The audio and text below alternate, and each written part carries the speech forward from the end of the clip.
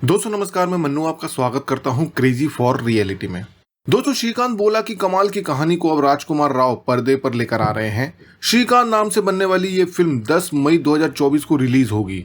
लेकिन हम बात करेंगे कि आखिर श्रीकांत बोला है कौन और उनकी कहानी क्या है। तो दोस्तों 7 जुलाई 1992 के दिन आंध्र प्रदेश के एक गांव मछलीपट्टनम के एक किसान दामोदर राव और वेंकटम्मा के घर एक बेटा पैदा होता है, जिसे देखकर सब दुखी और परेशान हो जाते हैं क्योंकि वो बच्चा देख नहीं सकता था।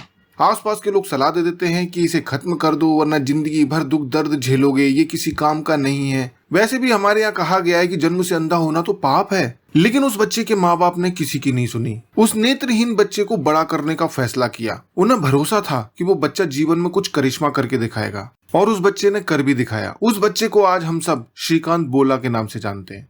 वो श्रीकांत जिन्होंने भेदभाव महसूस करने पर अपनी सरकार को कोर्ट में खड़ा कर दिया।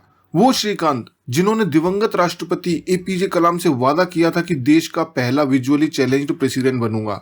वो श्रीकांत जिन्होंने बड़ी कंपनियों की जॉब ठुकरा कर खुद की कंपनी खोली और बदलाव लेकर आए। दोस्तों श्रीकांत बोल्ला की इंस्पायरिंग स्टोरी को हम पर्दे पर देखने वाले हैं। 10 मई 2024 को श्रीकांत नाम की फिल्म सिनेमाघरों में उतर रही है। राजकुमार राव ने श्रीकांत बोल्ला का रोल किया है। सांड की आंख के डायरेक्टर तुषार हीरानंदानी ने इस फिल्म को बनाया है। पॉपुलर पंजाबी फिल्म किस्मत के राइटर डायरेक्टर जगदीप सिद्धू और स्कैम 1992 की राइटिंग टीम का हिस्सा रहे सुमित पुरोहित ने श्रीकांत की कहानी को पर्दे पर लिखने का काम किया है। और श्रीकांत के रोल में हमें दिखेंगे देश के टैलेंटेड स्टार राजकुमार राव। खैर फिल्म में कैसे दिखाया गया है उसका हमें इंतजार रहेगा, लेकिन उससे पहले हम जान लेते हैं रियल श्रीकांत बोल्ला की लाइफ जर्नी। दोस्तों श्रीकांत के माता पिता चावल की खेती करते थे, इसीलिए बेटे को भी खेतों में ले जाना शुरू कर दिया ताकि कुछ मदद कर सके।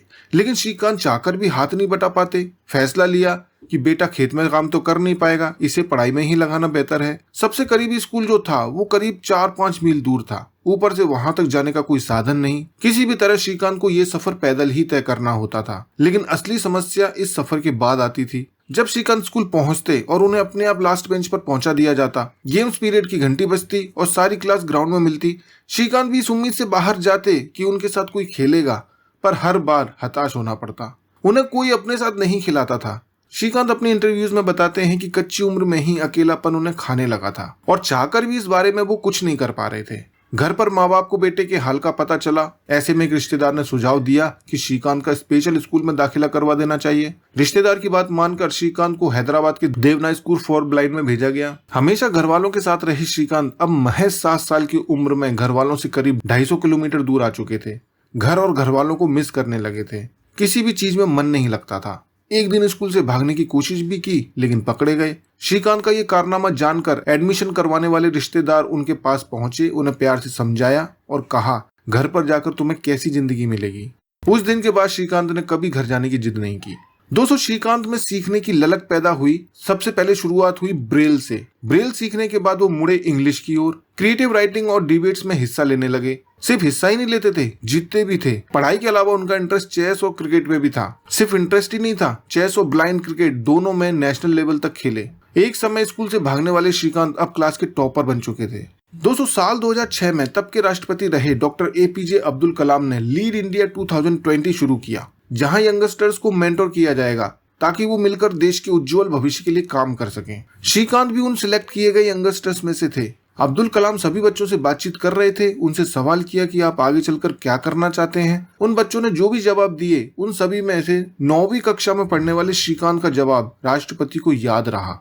श्रीकांत ने कहा कि वो देश के पहले नेत्रहीन राष्ट्रपति बनना चाहते हैं।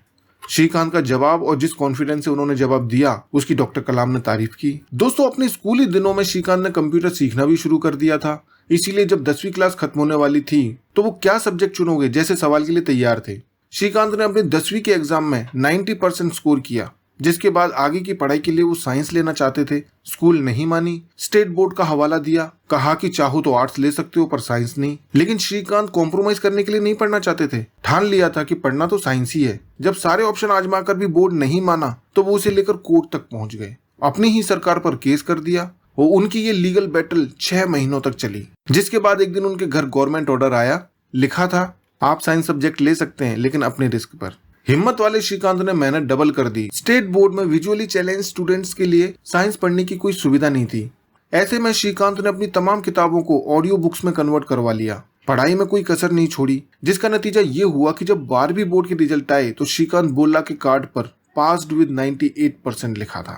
बोर्ड में अच्छा स्कोर करने के बाद लगा कि यहाँ से तो सब आसान हो जाएगा, लेकिन ऐसा हुआ नहीं। आईआईटी और बीआईटीएस जैसे देश के तमाम बड़े इंजीनियरिंग कॉलेजों के फॉर्म्स भरे। जवाब में कहीं से भी हॉल टिकट नहीं आया, बस आया तो लेटर जिसमें लिखा था कि चूंकि आप देख नहीं सकते इसीलिए आपको कॉम्पिटिटिव एग्जाम में बैठने नहीं दिया जा सकता। श्रीकांत को बुरा लगा, पर वो हताश नहीं हुए। सोचा कि आईआईटी मुझे नहीं चाहती तो मुझे भी आईआईटी नहीं चाहिए। इंटरनेट पर ऑप्शंस खोजना शुरू कर दिया जहां उनके जैसे बच्चों के पढ़ने की सुविधा हो। अमेरिका के कॉलेजों का पता चला, जिसके बाद वहां के टॉप 4 कॉलेज MIT, वर्कली, स्टैनफोर्ड और कार्नेजी मेलन में अप्लाई कर दिया। एक तरफ इंडिया में एक भी कॉलेज से जवाब नहीं आया था, दूसरी तरफ अमेरिका के 4 कॉलेजों ने उन्हें सिलेक्ट कर लिया। श्रीकांत ने MIT के साथ जाने का डिसीजन लिया। उन्हें वहां स्कॉलरशिप ऑफर की गई और वो MIT के इतिहास के पहले इंटरनेशनल ब्लाइंड स्टूडेंट भी बने। MIT से बिजनेस मैनेजमेंट की पढ़ाई पूरी करने के बाद श्रीकांत को अनेकों जॉब ऑफर आने लगे। विदेश में बेहतर जिंदगी बनाने का मौका था, लेकिन इन सभी जॉब ऑफर्स में उन्हें कुछ बात खटक रही थी। खूब पैसा तो होगा, गाड़ी बंगला सब कुछ होगा, लेकिन श्रीकांत को पैसा नहीं, मेंटली सेटिस्फेक्शन चाहिए था। वो वापस हैदराबाद आ गए। दोस्तों, श्रीकांत बताते हैं कि कब तक एक डिसेबल्ड बच्चे को क्लास की आखिरी सीट के लायक ही समझा जाएगा। इंडिया की 10% आबादी जो डिसेबल्ड है, वो क्यों उसकी अर्थव्यवस्था में अपना योगदान नहीं दे सकती? इन सवालों का जवाब उन्होंने खुद ढूंढा। वो जानते थे कि अपने जैसे और बाकी लोगों के बीच का फर्क सिर्फ एजुकेशन और स्किल से ही दूर किया जा सकता है। विजुअली चैलेंज्ड बच्चों के लिए कंप्यूटर ट्रेनिंग सेंटर खोला, पैसे जुटाए, एक बिल्डिंग किराए पर ली, 5 कंप्यूटर खरीदे, एक फैकल्टी मेंबर को हायर किया और कंप्यूटर क्लासेस स्टार्ट हो गई। अब बच्चों को स्किल तो दे दी, लेकिन रोजगार का क्या होगा? इसका हल भी श्रीकांत ने खुद ही निकाला। अपनी पढ़ाई पूरी कर इंडिया आने के कुछ समय बाद ही वो फंडिंग जुटाने में लग गए थे।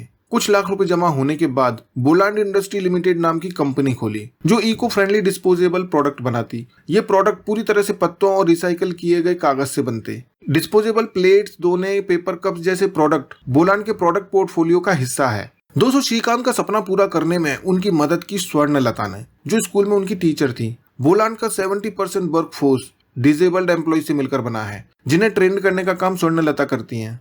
श्रीकांत के विजन ने बड़े बड़े लोगों को इम्प्रेस किया, जिनमें से एक रतन टाटा भी हैं, जिन्होंने न सिर्फ श्रीकांत को मेंटोर किया बल्कि उनकी कंपनी में इन्वेस्ट भी किया। बोलांड ने अपने 5 मैन्युफैक्चरिंग प्लांट शुरू किए और 2018 की एनुअल रिपोर्ट के मुताबिक कंपनी का 150 करोड़ रुपए का टर्नओवर था। दोस्तों, श्रीकांत बोल्ला को सबसे अलग करता है उनका कॉम्प्रोमाइज न करने वाला स्वभाव और उनका सेंस ऑफ ह्यूमर, जिसके चलते वो खुद को दया का पात्र नहीं बनाते बल्कि उस पर हंसकर आगे बढ़ते हैं। उनके रोल के लिए राजकुमार राव बेस्ट चॉइस है। फिल्म में किस तरीके से कहानी को दिखाया गया है, ये देखने लायक होगा। तो दोस्तों, आपको श्रीकांत की लाइफ जर्नी कैसी लगी? आप इस बारे में क्या कहना चाहते हैं? अपनी राय कमेंट बॉक्स में जरूर लिखिए। वीडियो पसंद आया हो तो लाइक कीजिए, शेयर कीजिए और देखते रहिए क्रेजी फॉर रियलिटी।